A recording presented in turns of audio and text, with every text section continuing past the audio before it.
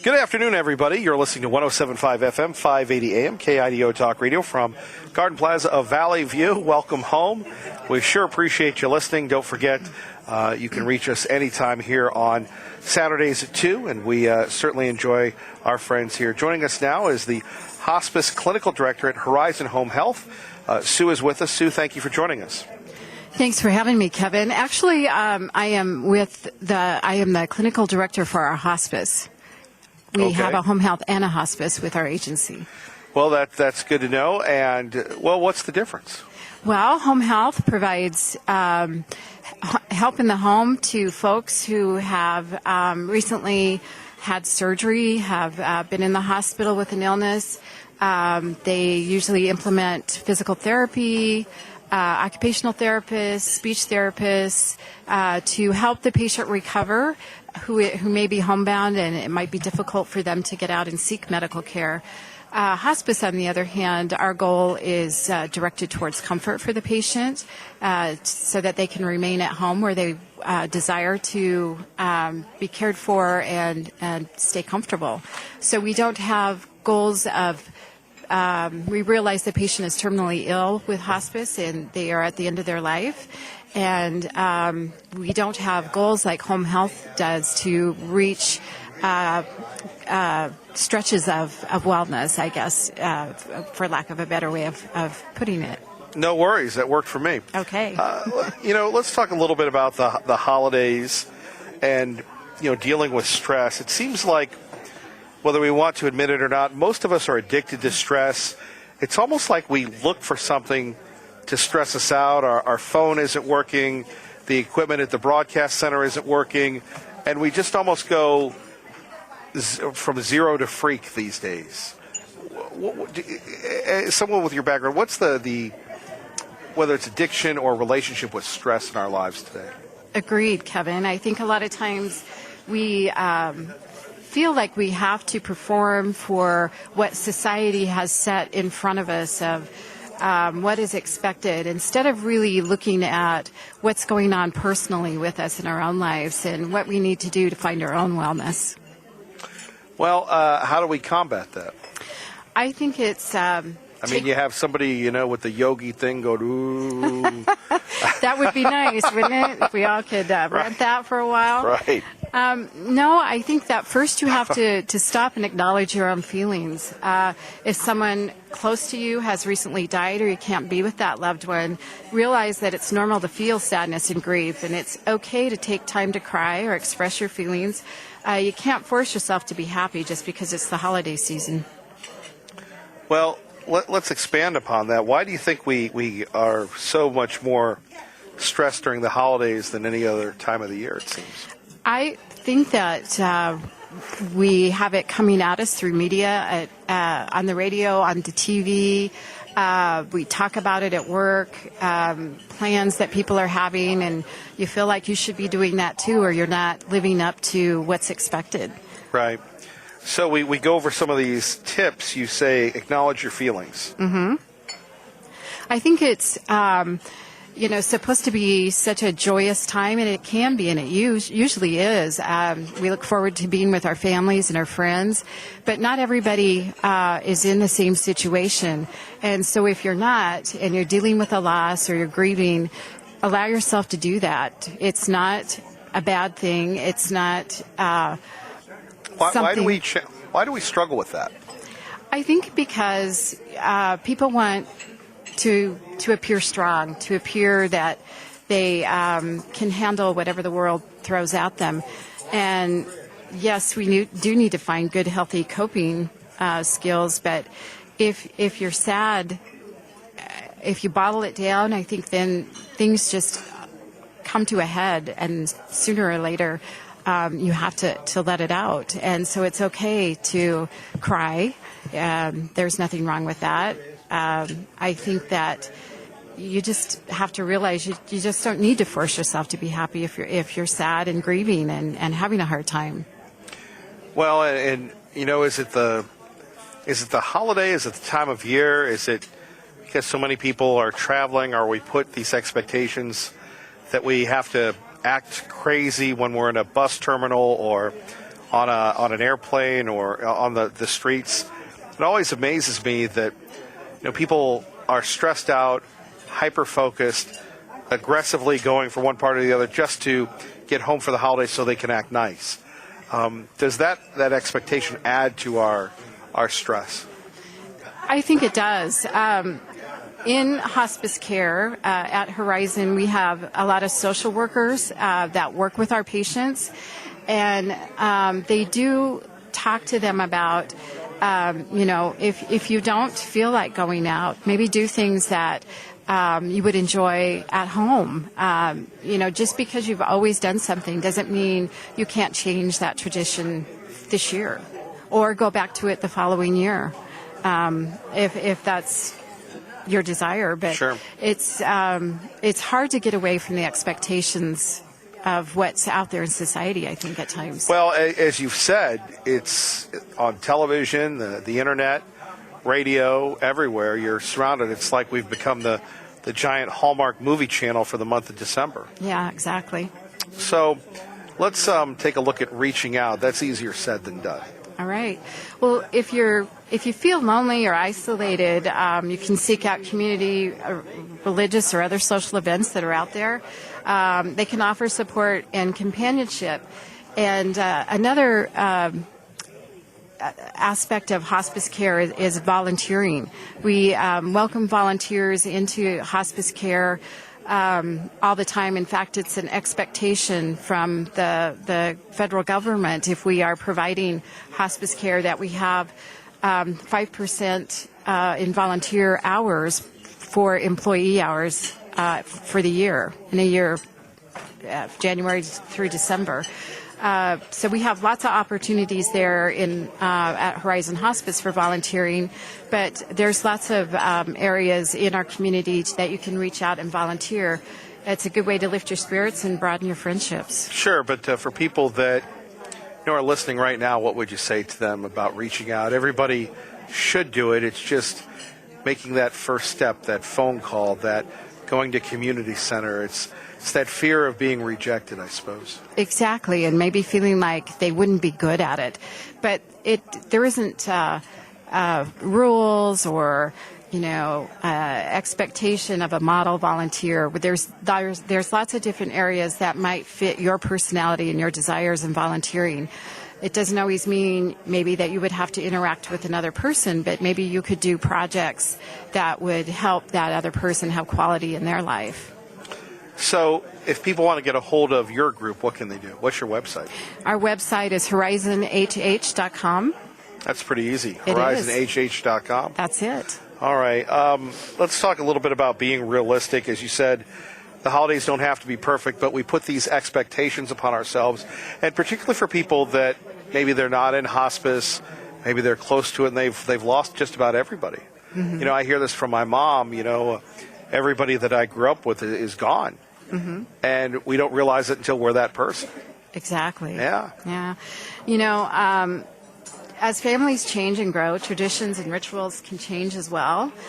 Choose a few to hold on to and be open to creating new ones. For example, if your adult children can't come to your house, find new ways to celebrate together, such as sharing pictures, emails, or videos. Well, yeah, that's kind of interesting. I didn't think of being multimedia. Mm. Right, everybody FaceTimes. Have you seen that new Apple commercial with all the Elvises? Yes. And they're all, it's marvelous, though, what technology can do today. Yeah. Just by a phone. And does that make a difference? It does. I think sometimes having a visual with our families really helps to, it's almost like they are there. Sure. I find myself, though, when I do the FaceTime, I don't look at them. I just kind of look away. It's kind of the oddest, strangest thing. Well, they have those new video screens out, too, that right. Follow you when you walk around the room. Well, that's very exciting for someone on the other end, I would imagine. Yeah. And for our friends Kat and Jacob here, I mean, we remember when we were watching movies or reading books, and that was part of the fiction, mm-hmm. the world we live in today with technology. Yeah. Talking to a screen back and forth when we were growing up.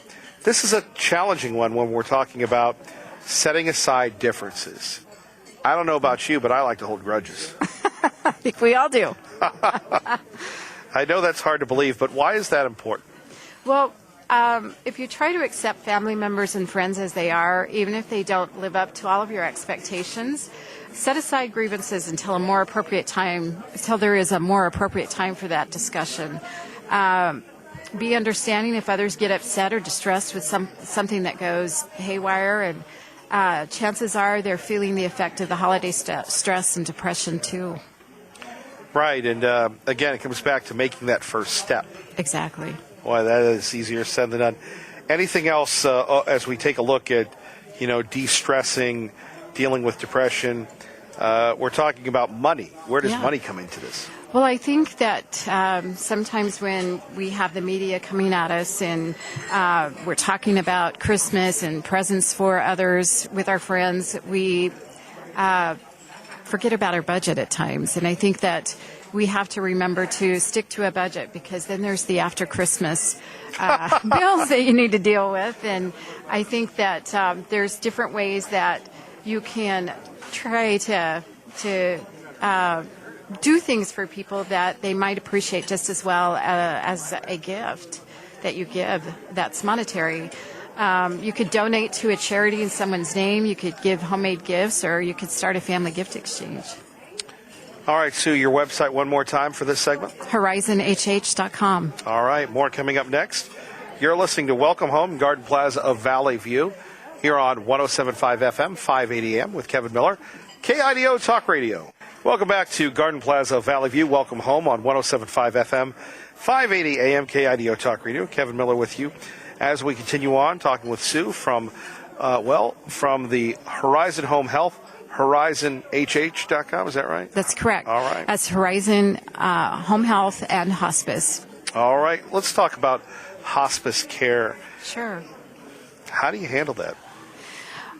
I think I'm a registered nurse. I think that a lot of nurses fall in love with hospice care because it's a type of care that you have time to give to the patient, the time you always feel like you want to have to care for patients.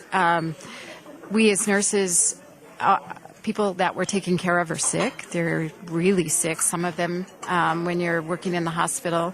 And so we would like to be able to give as much time to all those patients we've ever cared for in our career as we are able to in hospice care.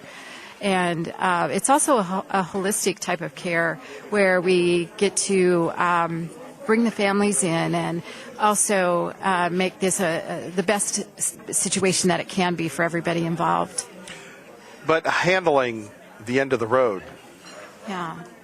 Sometimes someone has dealt with an illness or a disease that has really robbed them the quality of life that they wish they had. Some people have lived a long life and have told us about many goals and happenings in their life that they are ready to let go and feel like that they have lived a good long life. And so when you see somebody who is suffering with an illness or a disease that has really robbed them of the life they'd want to live, it's sort of a blessing when you do see that time come for them and their family at the end. Well, what type of individual does that? For most of us, that would seem, at the very least, emotionally draining. It is. It can be at times. And I think that we try to teach our staff to learn to take care of themselves, because if you're not healthy and ready to give back to a patient, nobody's going to benefit. So I think the individual that decides that hospice care is something for them is someone who really has compassion and understanding. And but we live in a world of phones and buffering, and seems counter to the world we live in today, where we have someone that has those qualities of understanding and that gift of unconditional love.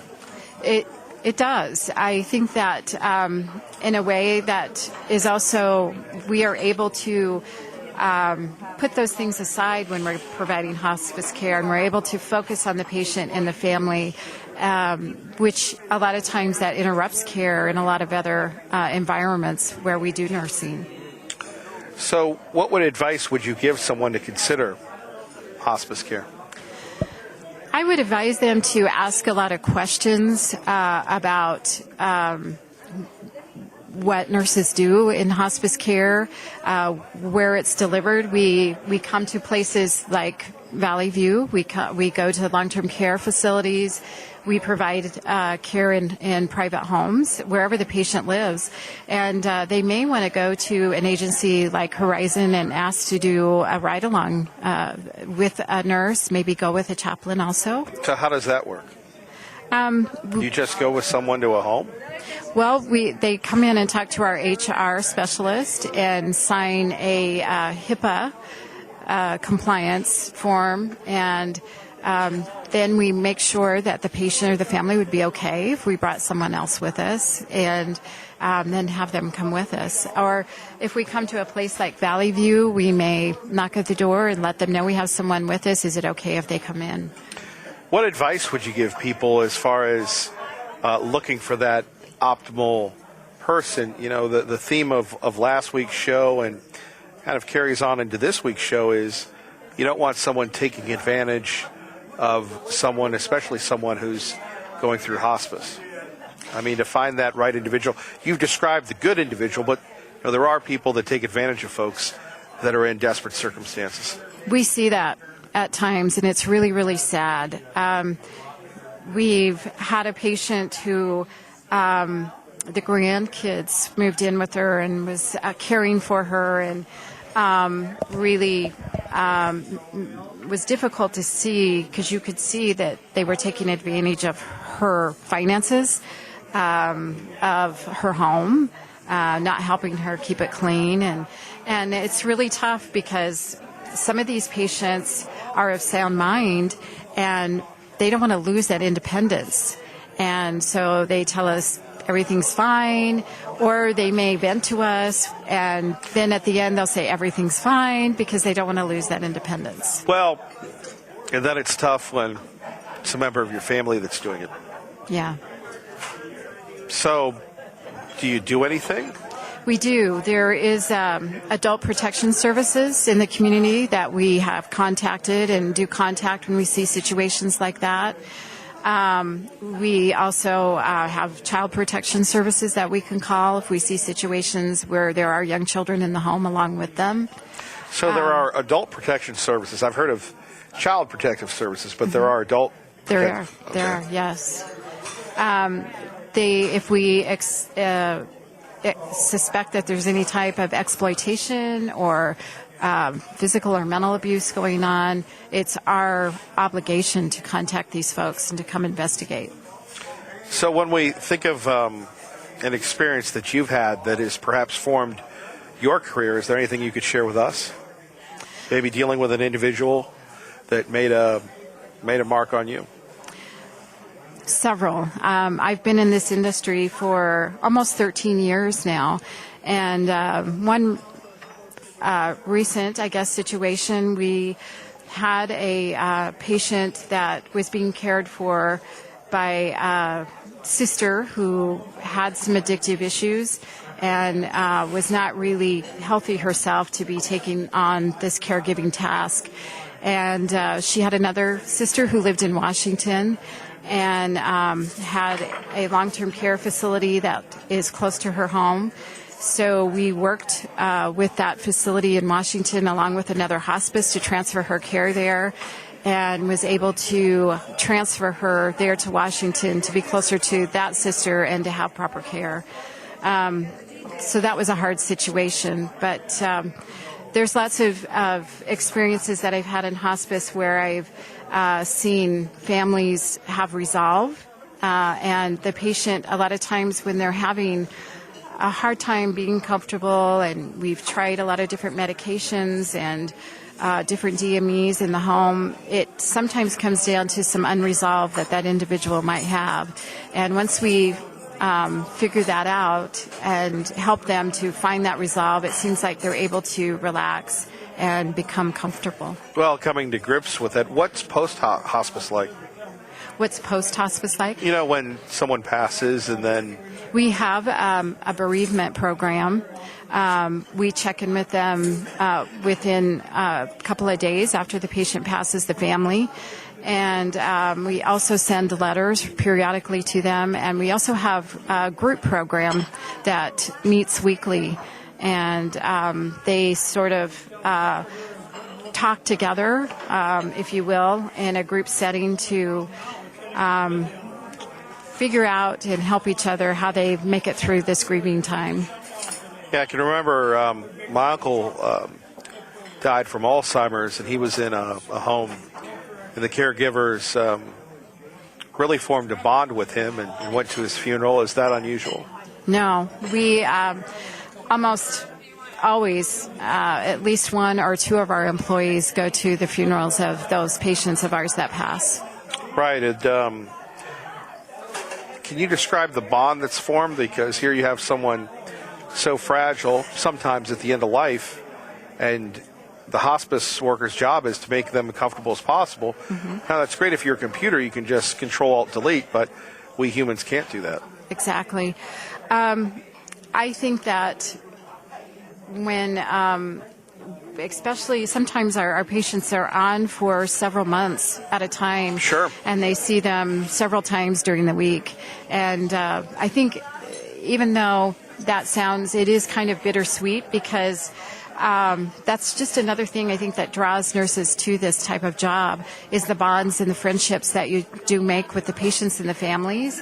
But we do often have to encourage our nurses to take time off, take time for themselves, find things that help them, that they find joy in, hobbies or take a vacation or be with their family, things that they need to do to also have grief. Sure.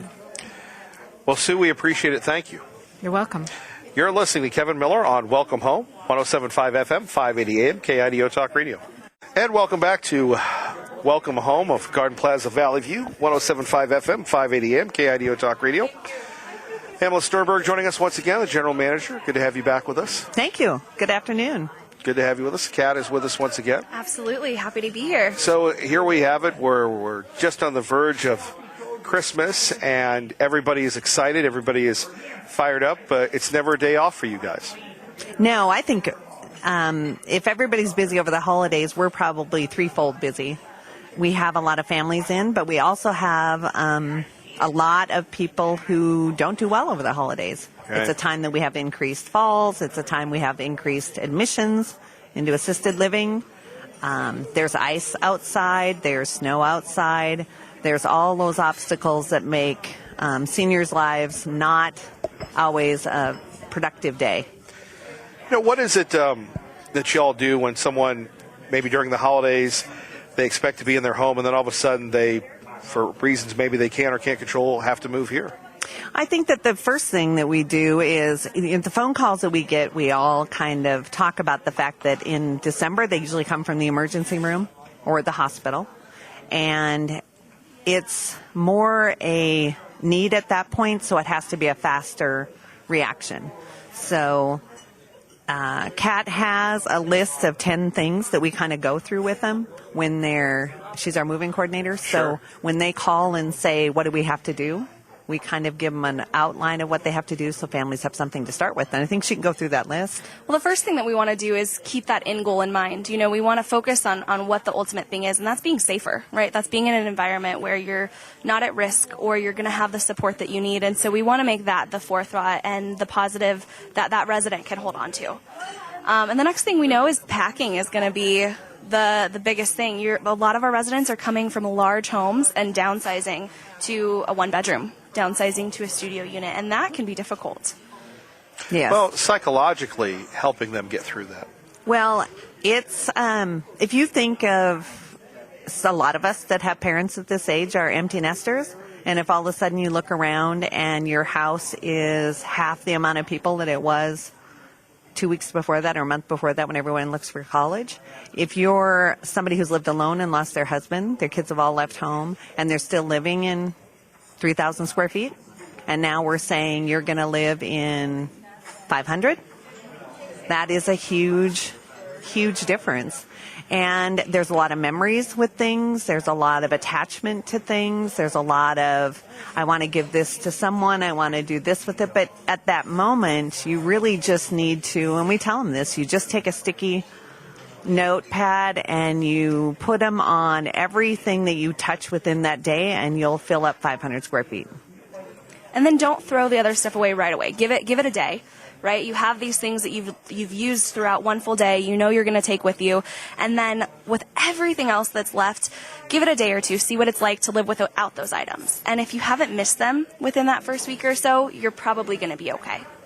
It sounds like tips for me, but that's another story. Well, it's tips for my shoe habit. Someday Someday my 47 shoes are not going to fit in a closet at Valley View. Right. So the reality is, how often do I wear those shoes? Well, I can wear 7 pair a week.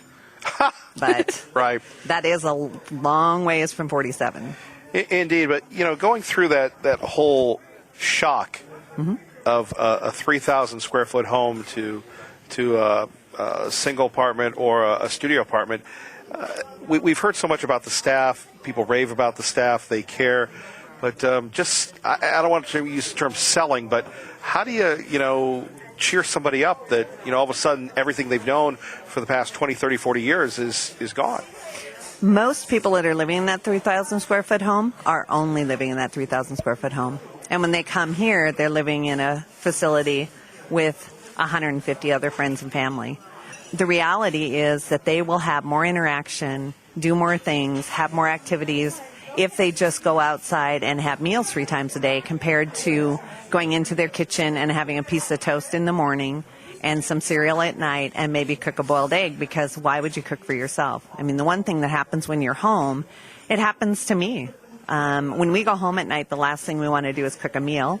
There's not 5 people expecting you to cook a meal for them.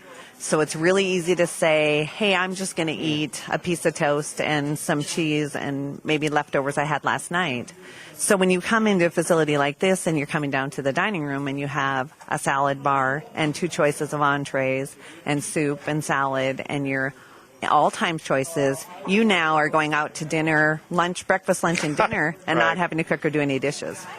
Well, and making new friends, that's Yes. easier said than done, I would imagine. Yes. And you aren't going to do dishes, and you aren't going to have to worry that you only run that dishwasher once a week now, where you used to run it every day.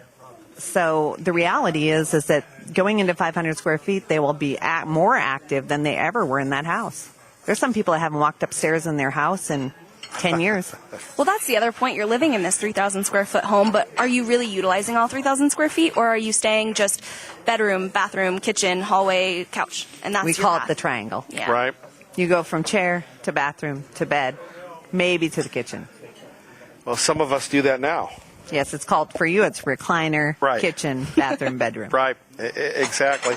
But what about the family members when people are coming in? How do you, because everybody has their set routine, maybe their set table, and then all of a sudden you have all these folks coming in. Does that put additional strain on the folks here?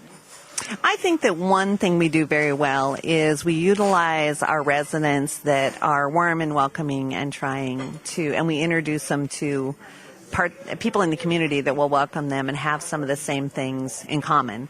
I had a gentleman who had quit coming to breakfast because he had a health issue go on, so he didn't want to get up in the morning.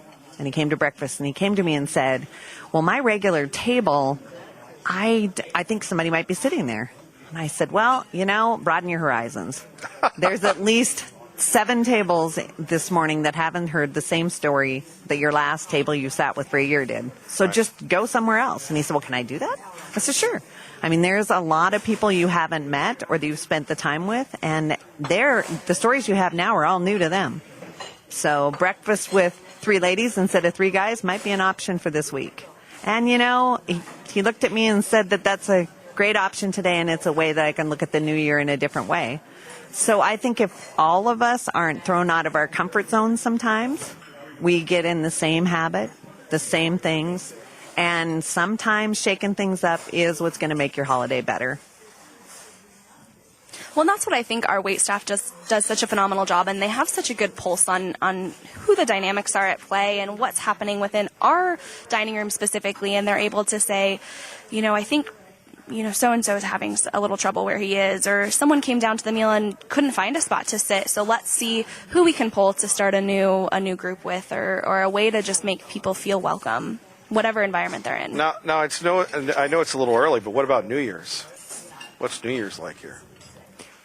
Well, New Year's is as crazy as Christmas, and we do the King and Queen for the New Year, and we have a big King party. and Queen? Yes. Really? Yeah. So you start out the new year. I mean, there's your life doesn't end as far as finding new relationships when you move into a new community.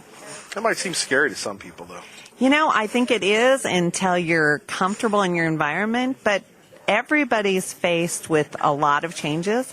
And just like when you went off to college or you first were married, you get to come in here and nobody knows your story. And you get to tell that story however you want. You could be a whole different person. You could be a whole different person. We all want that. At some point, we're a different person at work than we are at home. We're a different person in certain social groups. We're a different person. Pick the person. Well, it goes back to that old Seinfeld, relationship George versus real George. That's right. Yeah. Kat, you'll have to look at that on YouTube sometime or something. Because age-wise, she doesn't remember that. No, not at all. No. She told me the other day that at 26 you have to quit going on party buses. Right. And I told her that at my age we just start going on party buses. So, and we weren't going to invite her along. Right, and every bus here is a party And every bus is a party bus. Right. So, Indeed. and we're not going to invite her. She's not getting on. I told him I'd follow in my car and meet Yes, them. we're going to put geriatrics only on it. I So see. everybody over the age of 26 that's on that bus That's is a going to be geriatric. waving at her. Right. Wow. So it's on the perception of your age. Well, and we see that with the folks here. It's true. Right, you're as young or as old as you'd like to be. Well, do you feel your age? Oh, yeah. I mean, come on. I'm not going to admit how old I am Sure. on the radio to a certain extent, but I'm older than some and younger than some. But the It's reality, very specific, by the way. Yeah. Yes, right. But the Kat's young. Yes, I could be her mother. And the reality is, do I remember being her age? Sure. And are there days that I don't feel a lot different than that age? Well, if it wasn't for having to stand up or walk around, I feel 22. Sure. But we didn't think when we looked at our parents at this age, Right. we don't feel that different. And if you look at our residents, they still feel in their 20s at times. I mean, they're back where they're single, they're living on their own, they've decorated an apartment that all of a sudden is just theirs. A lot of times when you've lost a spouse or your children have moved away from home, your tastes change, the things that are important to you. I would say I've become more eclectic instead of traditional. So we have some apartments that some ladies have just made very original to them. And that is a true independence that all of us reach at different stages of our lives. I think going off to college is one, getting married is one, having your children leave home is one. And I hope to goodness when I move into senior housing that's my big one, because it's a time that we don't have to be anybody but ourselves, and we've lost pretty much the ability, I'm almost there, that we are going to be who we are and people can take it or leave it. All right, very insightful here as we continue on Welcome Home, 107.5 FM, 580 AM, KIDO Talk Radio. And welcome back to Welcome Home here at Garden Plaza of Valley View. We continue on getting ready for Christmas. It's just around the corner. Yeah, it's the New Year's. We will have Christmas, and then we will have New Year's, and then we will have 2019. So where did the year go? I know. It's a fast year. A lot of people, especially our residents, will reflect on the year. We do a big Christmas party, which is happening today. And one thing we find with friends and family is that we all come together at that point, and we even take I have a philosophy around holidays, and that is when we have a resident party. Christmas is one of them. Thanksgiving, our giving back. Easter, things like that. It's called All Hands on Deck. And so that means everybody shows up. And department heads and a lot of our dining room staff and people are all here for that party. How does that work, considering that every other industry. Hey, I'm checking out. I'll catch you next year. You're in healthcare. You don't get that option. You know, and most of my staff, I would say probably all of my staff, when I say all hands on deck, nobody, unless there's something going on, it doesn't mean that they can't be excused if there's something going on that they have to be at or haven't requested time off. But the reality is that it's a celebration for us too. We've lived through another year. We've had the holidays bring more falls, more health issues, more change in our residents. We've lost through the year some of our favorite residents. We've had new residents move in that we don't know as well as some of our other residents. So really, when we look at our Christmas party, it really is from one of our staff playing Santa Claus that looks the part, is the part, does it for the hospital, does it for some of the schools. He takes great pride in that. Right. And so we take our staff holiday picture at our resident Christmas party because all of our department heads are here and a lot of our staff. And we do it around the tree with Santa Claus. And it's a time that we reflect on what that year meant to us. And there needs to be some closure. Every year you need to remember the residents that we lost, and we need to embrace the new residents that have come in. And it's as much for the staff as it is for the residents. Well, take us through Christmas Eve and Christmas Day and New Year's. Christmas Eve, we do make sure we only have a small party and get together because most residents do go out with family or start to go out with family. But there will be a gift for every resident delivered to them on Christmas Eve. And how do you make that happen? We have elves. Yeah. And they're called Sherry. Sure. She's the same one that leaves a rose on everyone's pillow on Valentine's Day and turns down their bed with a chocolate and a rose. Right. And on Christmas Eve, there will be a gift from us delivered to every resident's apartment while they're at the party or whether they're home. And on Christmas Day, we have our very large amount of people. We'll serve probably 200 people plus our residents that day. So we have a lot of family come in. But there will be a manager on duty here on Christmas, and there will not be one resident that won't be checked on, wished a Merry Christmas, or at least make sure that they're okay. Because there are residents that don't have any family, right, or don't go out, or are not feeling well. So we make sure we touch base with them. And on Christmas Day, our brunch is the big thing, and we just make sure that we touch base with everyone, and a lot of people are coming and going. So mostly what we do is direct traffic on Christmas Eve and Christmas Day.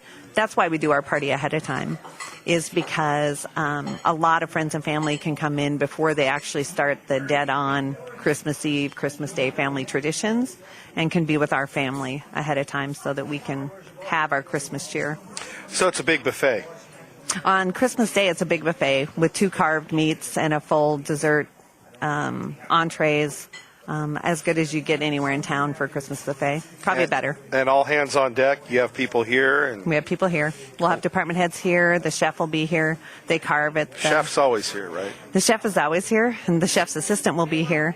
But we'll do probably close to almost 450 a meal for that meal between all of the facilities. So if you consider our assisted living having family here, our independent having family here, and our skilled nursing having family here, all of that food and all of that traditional buffet comes out of our kitchen. So we've served close to 500 meals for a Christmas dinner. Wow. And is there a letdown between Christmas and New Year's like a lot of us seem to have? I think that the letdown is sheer exhaustion. If you look at our entertainment that we've had through the month of December, when I looked at it on December 1st, we didn't have an evening or an afternoon that we didn't have some kind of entertainment, and sometimes 2 and 3 times a day. The one thing that people are wonderful about, but it's also a little bit much, is that we have carolers and we have kids visiting and we have programs and we have all those things are trying to be done between about December 10th and December 22nd.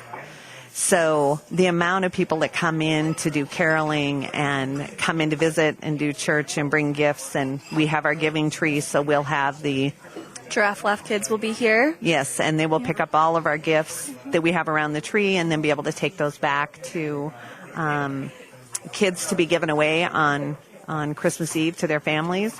So when you look at that, when Christmas is over and you wake up on the 26th, just like everybody has, it is, you've eaten too much, you've drank too much, you've had too much sugar, and you've And that been happens on here? and out. Oh, yeah.